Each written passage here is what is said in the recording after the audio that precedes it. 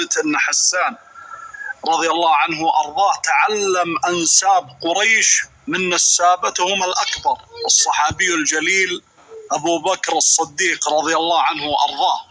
فلذلك أي بيت تحصل عند حسان بن ثابت موجود في ديوانه المحقق المطبوع نقطة آخر السطر اعرف أن هذا الكلام أخذ من الصحابي الجليل أبو بكر رضي الله عنه وأرضاه. فالحديث طبعا في صحيح مسلم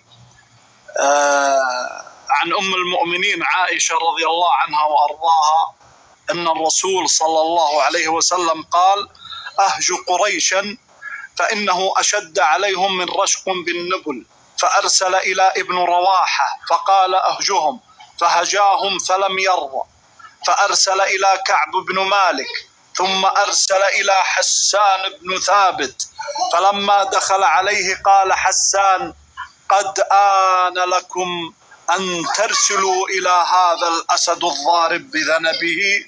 ثم أدلع لسانه فجعل يحركه فقال: والذي بعثك بالحق لأفرينهم بلساني فري الأديم.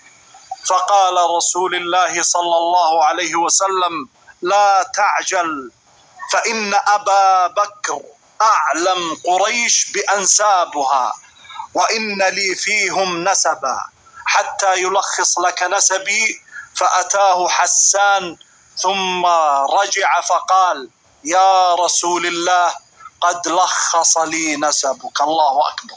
خلاص حسان بن ثابت ذهب إلى أبو بكر رضي الله عنه وأرضاه وتعلم أنساب قريش، فعاد إلى الرسول صلى الله عليه وسلم فقال: قد لخص لي نسبك، والذي بعثك بالحق لأسلنك منهم كما تسل الشعرة من العجين.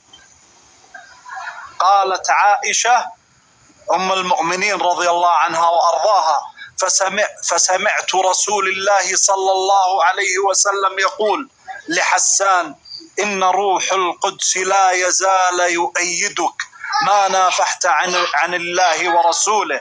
وقالت: سمعت رسول الله صلى الله عليه وسلم يقول: هجاهم حسان فشفى واشتفى.